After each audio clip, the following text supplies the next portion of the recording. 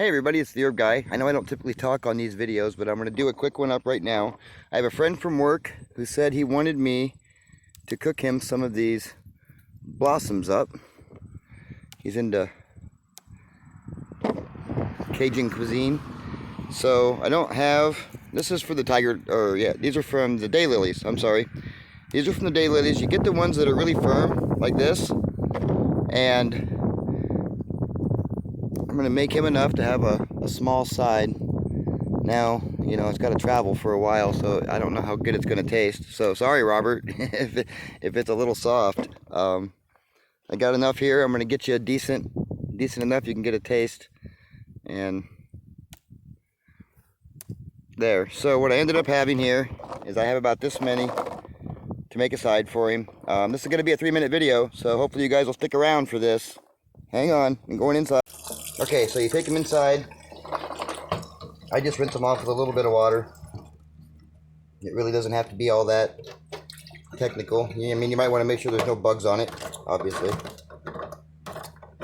But there's our blossoms. This is what Robert's going to get. Give me a moment here. I'm going to get everything set up and we'll get it cooked up. Alright, so here's what I've done. We have about a tablespoon of butter. I use butter when I do the cooking and saute, but you can substitute it with olive oil. You can use grapeseed oil, whatever oil you happen to like, sunflower. I use anything but like corn and canola. Get the butter. I get it really hot. Everybody does their sauteing a bit differently. You want to get it really hot.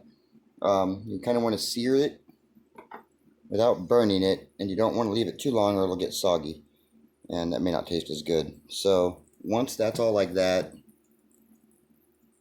got the heat up on like medium high. I may not have said that.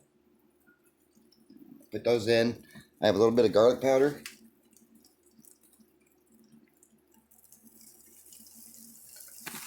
And a little bit of chili powder. Some Himalayan pink salt. And some black pepper. And you only cook it long enough to get it nice and coated. And don't let it get soft.